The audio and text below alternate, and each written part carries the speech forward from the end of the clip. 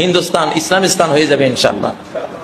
আপনারা তো অখণ্ড ভারতের স্বপ্ন দেখেন, আর আমি বাস্তবে হাদিস থেকে বলেছি খণ্ডিত ভারতের ভবিষ্যৎবাণী।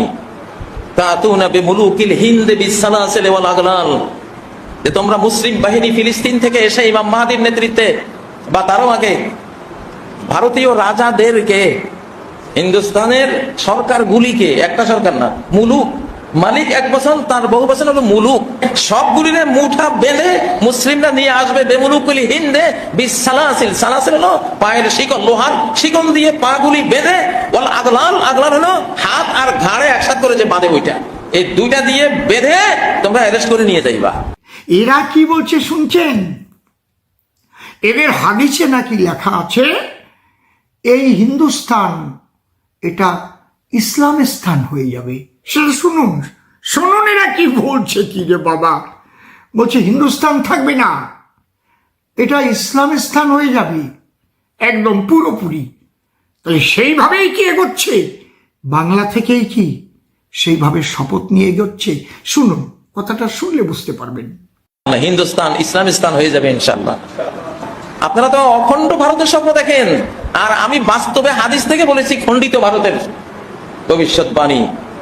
তাতুনা বিমুলুকিল হিন্দ বিসসালাসিল ওয়াল আগলাল, যে তোমরা মুসলিম বাহিনী ফিলিস্তিন থেকে এসে ইমাম মাহদীর নেতৃত্বে বা তারও আগে ভারতীয় রাজাদেরকে, হিন্দুস্তানের সরকারগুলিকে, একটা সরকার না, মুলুক, মালিক এক বছর, তার বহু বছর হলো মুলুক, সবগুলিরে মুঠা বেঁধে মুসলিমরা নিয়ে আসবে বেমুলুকুল হিন্দে বিসসালাসিল। সালাসিল হলো পায়ের শিকল, লোহার শিকল দিয়ে পা গুলি বেঁধে, ওয়াল আগলাল, আগলাল হলো হাত আর ঘাড়ে একসাথে করে যে বাঁধে ওইটা, এই দুইটা দিয়ে বেঁধে তোমরা অ্যারেস্ট করে নিয়ে যাইবা। শুনলেন তো মিয়া ভাই কি বলছে? এটা ইসলামের স্থান হয়ে যাবে। আর উনি বলছে আমি তৈরি করে বলছি না, আমি হাদিস থেকে বলছি।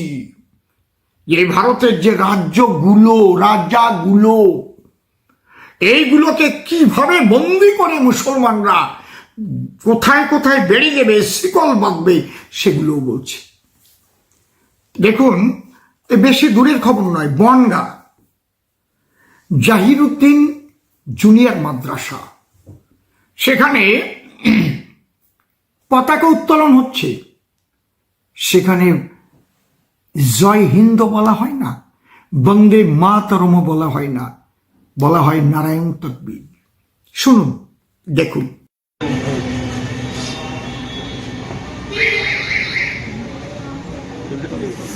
নারায়ে তাকবীর, নারায়ে।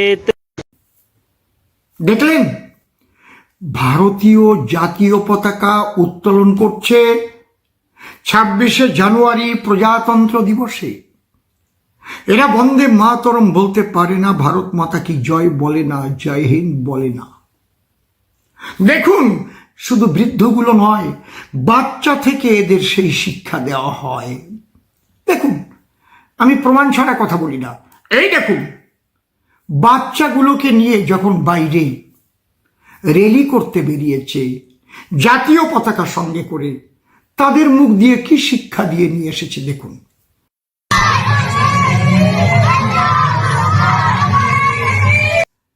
এগুলো শুনে আপনারা যদি এখনো ঘুম না ভাঙেন, আমার কিচ্ছু বলার নেই। আপনারা যা ইচ্ছা তাই করুন। আপনাদের চরণে আমার প্রার্থনা, পরবর্তী প্রজন্ম কোথায় রেখে যাবেন সেটা একটু দরকার ভাবনা। 26 সাল আপনাদের লাস্ট ট্রেন, এই ট্রেন ফেল করলে আর আপনারা সুযোগ পাবেন না। টাটা, বাই বাই, ভালো থাকবেন।